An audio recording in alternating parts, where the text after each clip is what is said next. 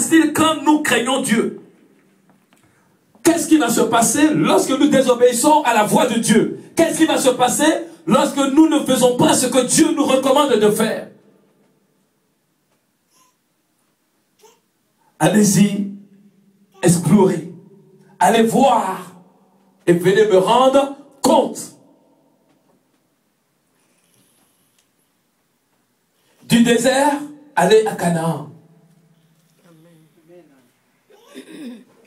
Quand ils sont revenus, ils se sont trouvés face à quelque chose d'horrible. Ils se sont dit, oh, nous voyons, comment allons-nous dire à Moïse ce que nous avons vu? Des armées fortes, une ville fortifiée, des géants, des gens même impressionnants dans lesquels ils ne peuvent pas, eux, aller conquérir cette ville de Canaan. Oh, le but, c'était d'aller voir et posséder cette ville. Alléluia. Amen. De voir et de posséder. Pourquoi? Verset 2. Nombre 13, verset 2. Je donne aux enfants d'Israël. Donc, avant même que le Seigneur ne puisse dire à Moïse, voici l'heure de mission, Dieu dit déjà, je donne à Canaan, je vous donne Canaan. Vous possédez déjà Canaan. Il y a une révélation quand nous ne craignons pas Dieu. Dieu dit, je vous envoie en mission.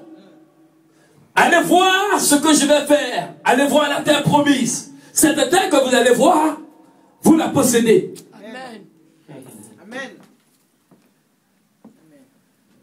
Mais lorsqu'ils sont partis dans la possession de cette terre, ils ont vu apparaître des géants, des armées fortes, alors qu'ils étaient esclaves en Égypte. Donc, ils n'étaient pas exercés à la guerre. Est-ce que tu apprends quelque chose? Écoute-moi bien. Ils n'étaient pas exercés à la guerre, donc à Canaan. Canaan était un autre endroit dans lequel il y avait des réalités qui n'étaient pas celles qu'ils avaient déjà vécues en Égypte. Alléluia. En Égypte, ils étaient esclaves. À Canaan, ils sont héritiers. Leur statut change. Pourquoi Dieu a emmené ces 12 à Canaan? Dieu voulait sonder la fidélité. Amen. Amen. Sonder la fidélité. Avant qu'il y ait la bénédiction, Dieu veut sonder la profondeur de ton cœur ce soir.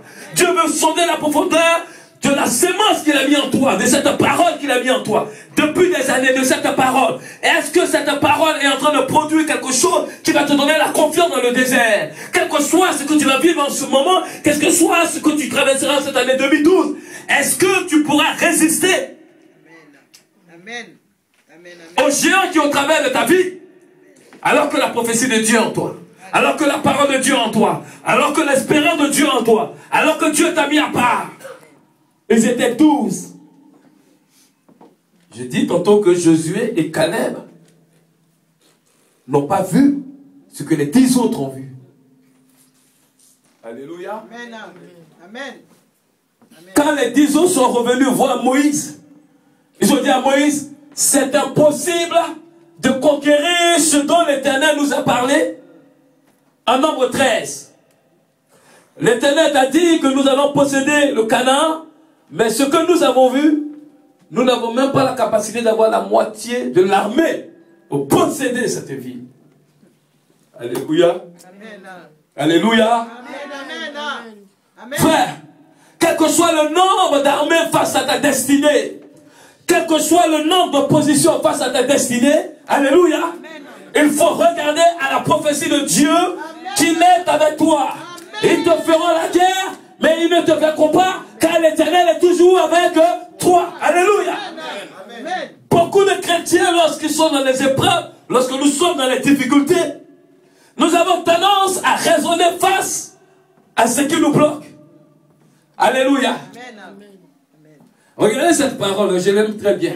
Que Dieu vous compte de grâce et de succès. C'est une prophétie.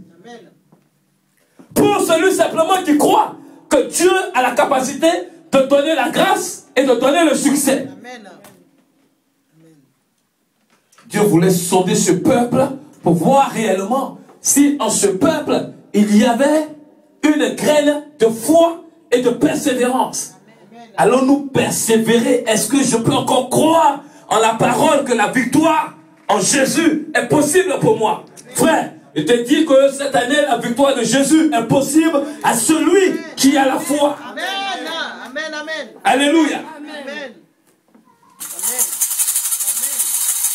Vous savez, il y a les mystères avant la bénédiction. Amen. Il ne faut pas recevoir la parole de manière naturelle. Mais la parole que tu reçois, elle doit te préparer par ta foi. Donc tu ne dois pas écouter parce qu'il faut écouter, mais c'est ton cœur qui écoute ce que je suis en train de dire. Qu'il y a une victoire en Jésus-Christ pour toi. Amen. Le peuple d'Israël s'est focalisé sur l'oppression en Égypte. Donc en regardant les Juifs, se sont dit, mais si nous avons été esclaves en Égypte,